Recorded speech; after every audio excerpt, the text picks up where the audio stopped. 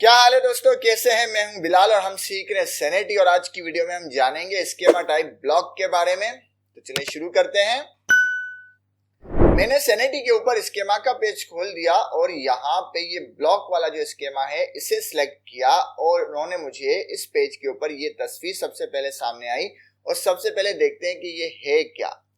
ये text editor है, इसको कहते हैं रिच टेक्स्ट। मतलब इस एडिटर के अंदर हम टेक्स्ट को एडिट भी कर सकते हैं। लाइक जैसे इन्होंने एक हेडिंग को बोल्ड किया हुआ है, जरा सा बड़ा किया हुआ है, फिर पैराग्राफ है, फिर कहीं अंडरलाइन है, कहीं बुलेट पॉइंट है, कहीं क्या है। तो इसके अंदर ही वो एडिटिंग की जाती है और एज इट इज ये वैसे ही रेंडर होता है अपनी वेब एप्लीकेशन के ऊपर। तो जरा इसको जानेंगे।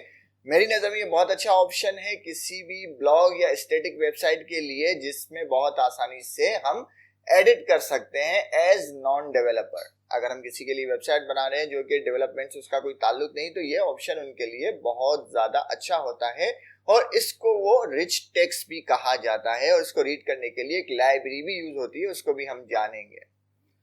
हम आ जाते हैं अपने कोड की तरफ। सबसे पहले मैं एक काम करता हूं, एक स्कीमा और बना देता हूं ताकि सब साफ सुथरा हो जाए। इसको मैंने यहाँ पे क्या किया, एक लिख दिया यहाँ पे, सॉरी, स्कीमा के यहाँ पे आ जाता हूँ। और टेस्ट हमने बनाया था लास्ट, एक और बना देते हैं रिच के बाद, रिच के नाम से, rich.ts मतलब रिच टेक्स्ट।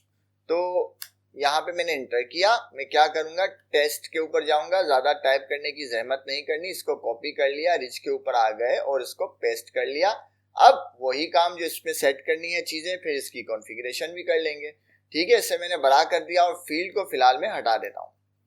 फील्ड को सारे हम मिटा देते हैं, फॉर्मेटिंग करते हैं। फॉर्मेटिंग में हम करेंगे टेस्ट को रिच, ये इसका नाम है, डॉक्यूमेंट होगा। और रिच के साथ हम क्या लिख देंगे यहाँ पे, रिच टेक्स्ट।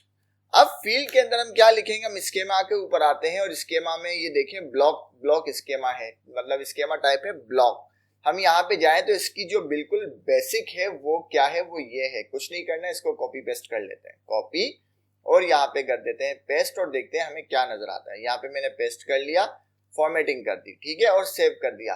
और यहाँ पे क्या है, यहाँ भी मैंने लगता है सेव कुछ नहीं किया था, वो भी कर देते हैं। मैं देखता हूँ अपने स्टूडियो में कुछ चेंजेस हमें नजर आई। यहाँ पे मुझे अभी तक कोई चेंजेस नजर नहीं आई, क्योंकि अभी तक मैंने इसको स्कीमा में रेंडर नहीं किया। तो इसको रेंडर भी कर देते हैं। टेस्ट की जगह पे मैं लिख देता हूँ रिच। सेव करते हैं, स्कीमा की फाइल के अंदर आते हैं, इसको रेंडर करते हैं ताकि हमें ये वहां पे विजिबल हो जाए। तो यहाँ पे आते हैं रिच के नाम से। अच्छा, ये चीज नोट करें, मैं हर किसी का स्कीमा अलग बना रहा हूँ, ये सिर्फ समझाने के लिए है। आप नॉर्मली स्टूडेंट के अंदर भी, स्कीमा के अंदर भी आप है ना ब्लॉक टाइप बना सकते हैं स्कीमा की, या टीचर के अंदर भी, जहां पे आपको रिच टेक्स्ट की जरूरत है, जहां पे आप समझते हैं कि यहाँ पे मैं खुद ही इनपुट के वक्त ही टेक्स्ट को एडिट कर दूं, तो वहां बना सकते हैं। ये मैं समझने के लिए, ताकि कोड बिल्कुल हमें साफ सुथरा नजर आए। जैसे बहुत कम कोड है, समझने में आसानी हो रही है, इस वजह से मैं नया स्कीमा बना रहा हूं। आप इसे कहीं भी बना सकते हैं, ठीक है। और ये सिर्फ इतना ही इसका कोड है मेन। और जैसे हम स्क्रॉल डाउन करेंगे तो वो एडवांस होता जाएगा, वो आप रीड कर लेना। मैं बिल्कुल आपको बेसिक बता देता हूँ, बेसिक आ जाएगा तो एडवांस खुद हमें सीख जाएंगे, ठीक है। तो मैं इसे सेव कर देता हूँ। रेंडर हम कर चुके हैं स्कीमा के अंदर और आते हैं अपने स्टूडियो पे। ये देखिए हमें रिच टेक्स्ट मिल गया और रिच टेक्स्ट में कोई भी एंट्री नहीं। हम आते हैं, एक एंट्री करते हैं।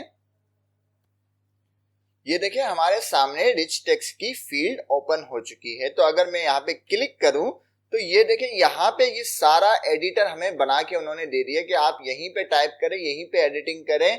पीछे वो खुद ही उसके HTML हैंडल करेगा। लाइक मैं लिखता हूं आत्मा राम की कहानी,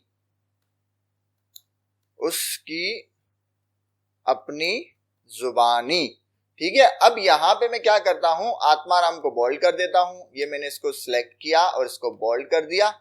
और जुबानी को जो है मैं इसको इटैलिक कर देता हूं।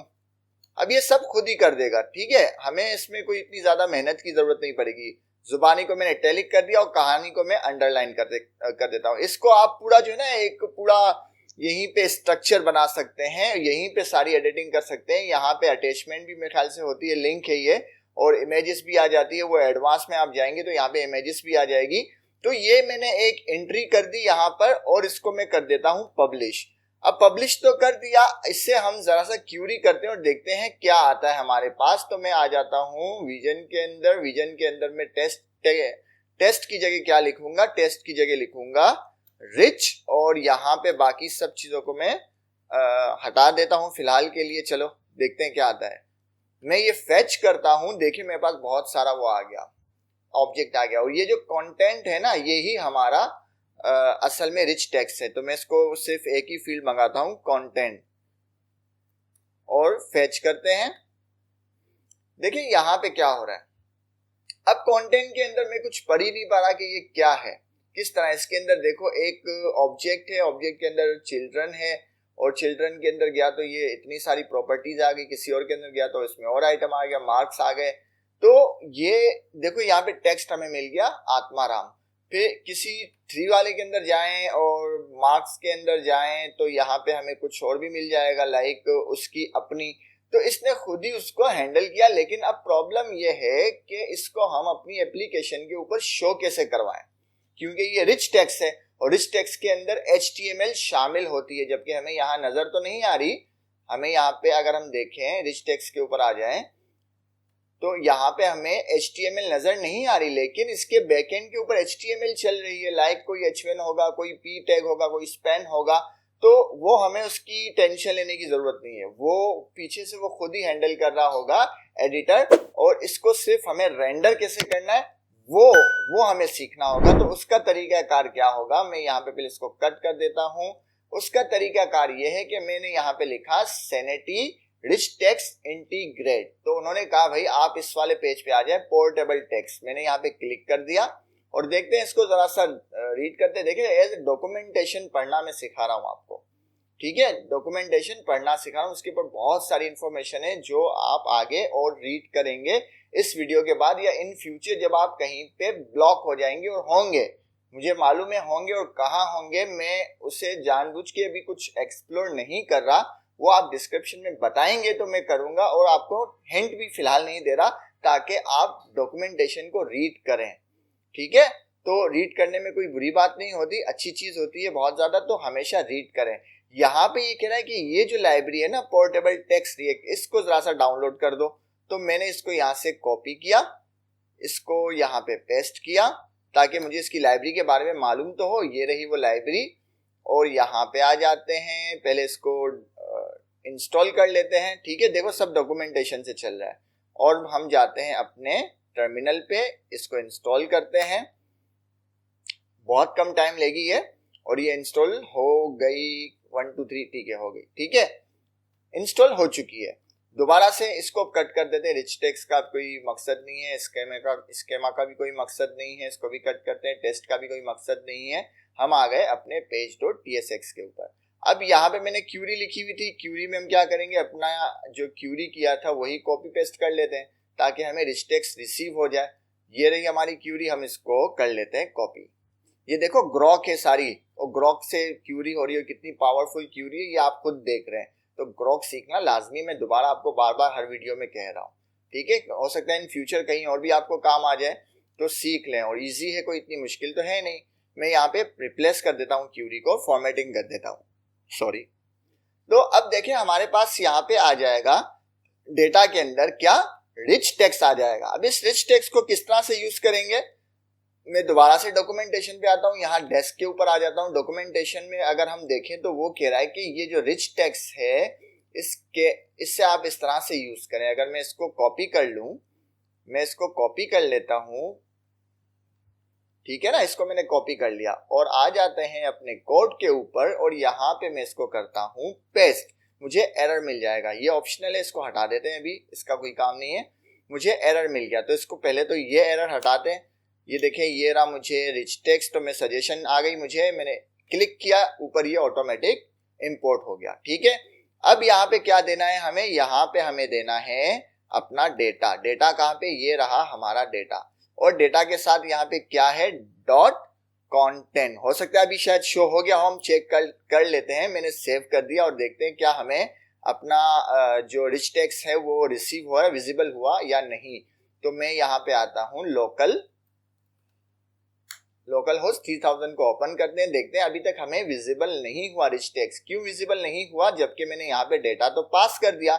लेकिन अगर हम आ जाएं अपने विजन के ऊपर आ जाए और क्यूरी के ऊपर आ जाए और मैं दोबारा फेच करूं, तो ये जो डेटा आ रहा है, ये डेटा क्या है? एक एरे है, ठीक है। और एरे के 0 एलिमेंट के ऊपर कंटेंट है, ठीक है। तो पहले तो मुझे एरे के 0 एलिमेंट के ऊपर आना है। तो ये डेटा जो है एक एरे है, इसके 0 एलिमेंट के ऊपर क्या है? कंटेंट है, जो कि हमारा रिच टेक्स्ट है, कंटेंट। और मैं सेव करता हूं और देखता हूं क्या अभी हमें अपना जो रिच टेक्स्ट है वो विजिबल हुआ।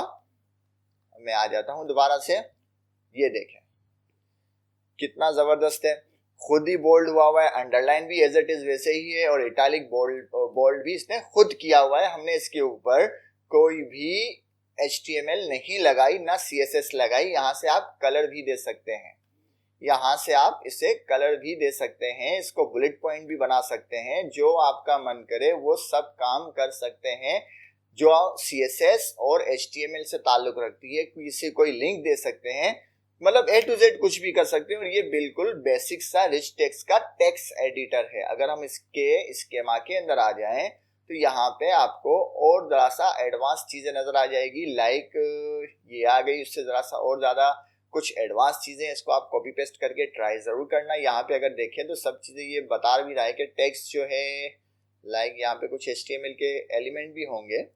ये देखें यहाँ पे स्पेन है, स्पेन है, ये स्पेन का टैग है एक्चुअली, ठीक है, स्पेन का टैग है।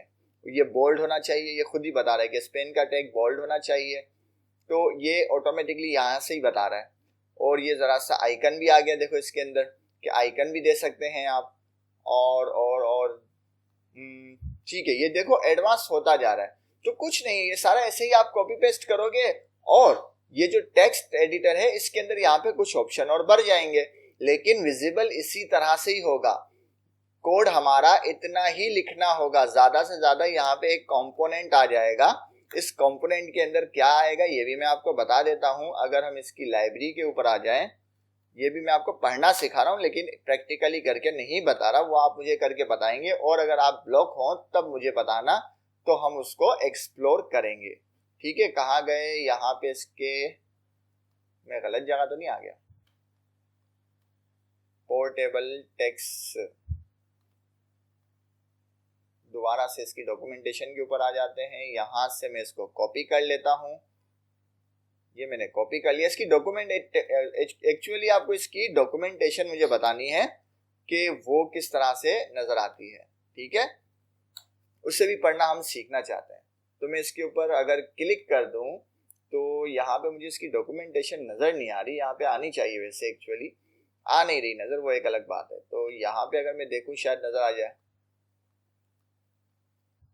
हाँ ये रही, ये देखो।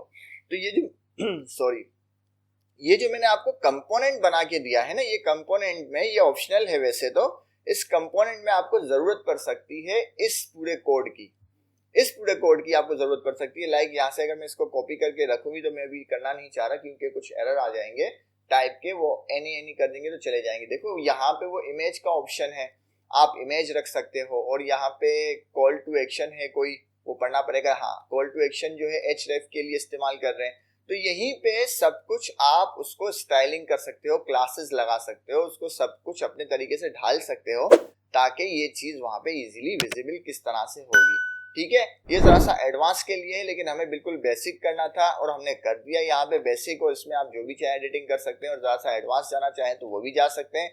लेकिन एडवांस बहुत कम होता है जाने के लिए, क्योंकि यहाँ पे ऑलरेडी बहुत सारे ऑप्शन उन्होंने दिए हुए हैं, तो हमें एडवांस जाने की इतनी जरूरत नहीं पड़ती। फिर भी आपका मन करे तो डॉक्यूमेंटेशन मैंने आपको बता दी, आप वहां से रीड करें, उसको अप्लाई करें। कहीं फंस जाए मैं डिस्क्रिप्शन में बताएं, हम आपकी जरूर हेल्प करेंगे, जरूर गाइड करेंगे। हो सकेगा तो उसके ऊपर वीडियो भी बना देंगे। फिलहाल के लिए इतना ही, मिलते हैं नेक्स्ट वीडियो में। अल्लाह हाफिज।